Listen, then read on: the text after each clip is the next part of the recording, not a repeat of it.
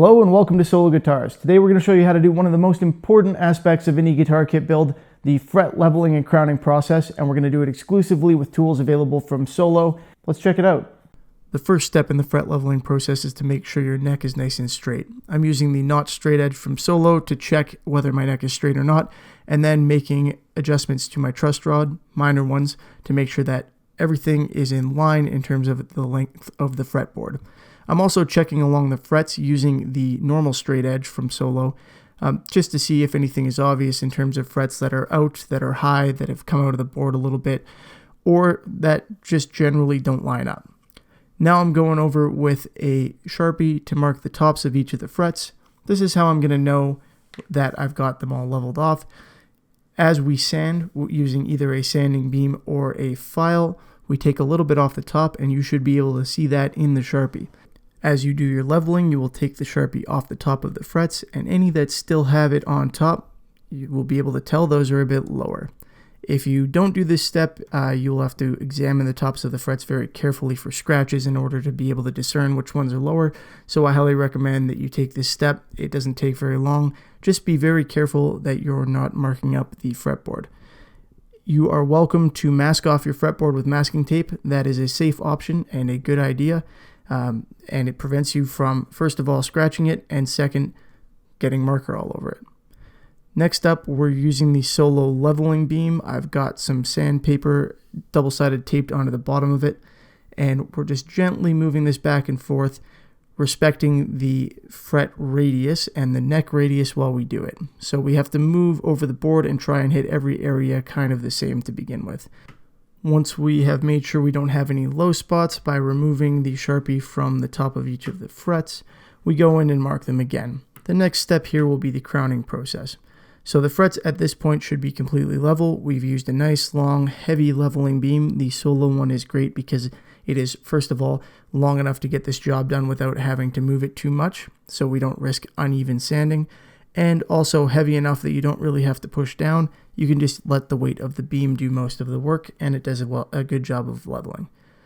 Once we mark these up, like I said, we're going to move into the crowning process, and this is where we go and put the fret back into a rounded shape or an angular shape, depending on your preference and what kind of crowning files or crowning system you're using. If you just leave the frets the way they are after being leveled, they will have flat spots on the top, and they won't play as well and won't intonate as well. For this, I'm using the Hosco fret crowning file, also available from Solo Guitars.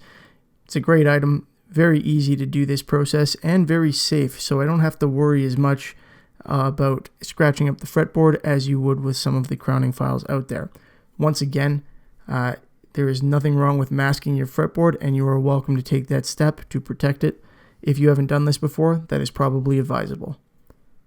This particular fret crowning file has 3 different sizes available. I'm using the middle one, the number 2, for this.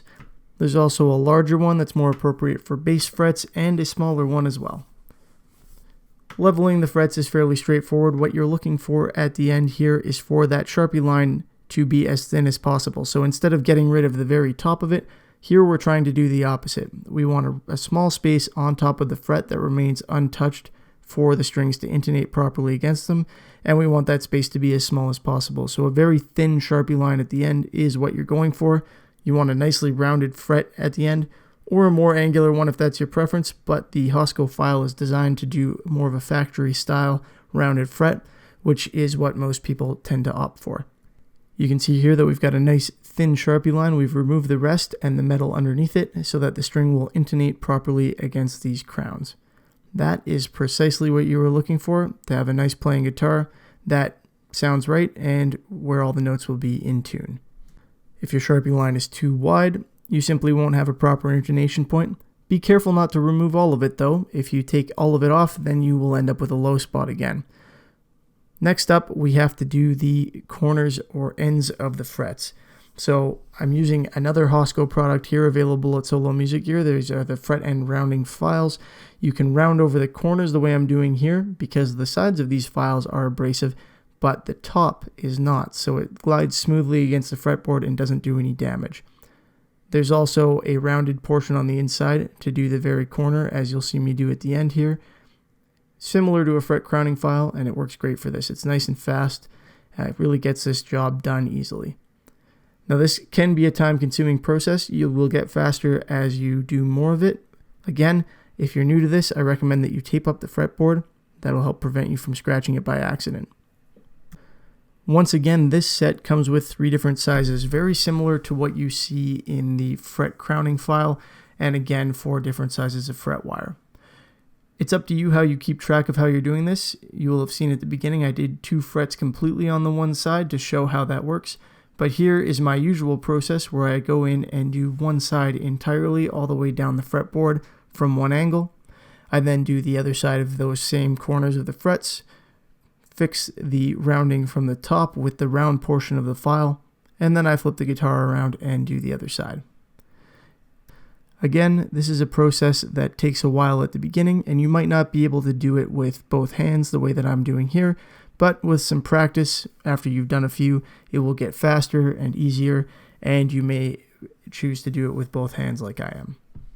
If any filing is needed on the side of the fretboard due to fret sprout, where anything sharp is poking out the edge, I recommend that you do that before you proceed with this process. You don't want to have to go back and re-round the end of the fret after you file it from the side. These tools are adequate to get this job done completely and have a nice finish, but you may want to go over it with some sandpaper after just for a final smoothing to make sure that all those edges are rounded. You can do that using just one finger in the middle of the piece of sandpaper so that it runs over the edges, or you can use a soft touch with several fingers like you see me doing here. I'm letting the sandpaper flex over the ends of the frets just to take off any remaining burrs and make sure that everything feels nice and smooth to the touch. It also provides a very light rounding on the edges of the fretboard, which makes it feel like it's been played for many years and makes it more comfortable. This is a common difference between brand new guitars and older guitars that often people say makes older guitars feel better in the hand.